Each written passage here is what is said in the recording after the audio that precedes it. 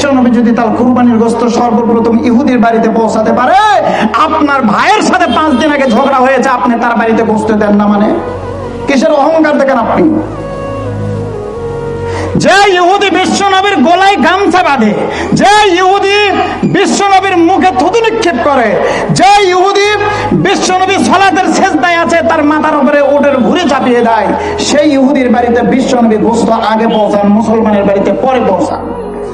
আর 5 দিন আগে আপনার ভাইয়ের সাথে ঝগড়া হয়েছে, কুরবানির গোশত দিবেন না। আবার যদি কেউ দিতেও যায়, ও আবার যেমন দেখাবে, ও নিবেই না, ওর গোশত আবার খাওয়া লাগবে, ও আর পাঠায় কি 2 দিন আগে ঝগড়া করেছে মনে নেই?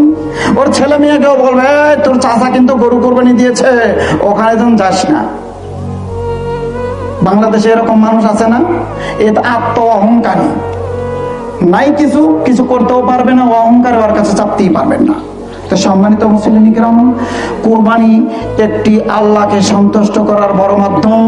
বিনীত অনুরোধ, সময় শেষ, অনেক কথা বলে ফেলেছি, যেগুলো শুনেছেন তার উপরে আমল করার চেষ্টা করবেন। সবচেয়ে বড় কথা, আল্লাহর ভয় নিয়ে আসবেন।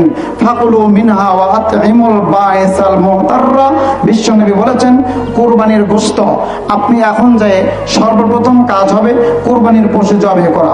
কুরবানির পশু যার পশু সে নিজেই জবাই করার চেষ্টা করবেন।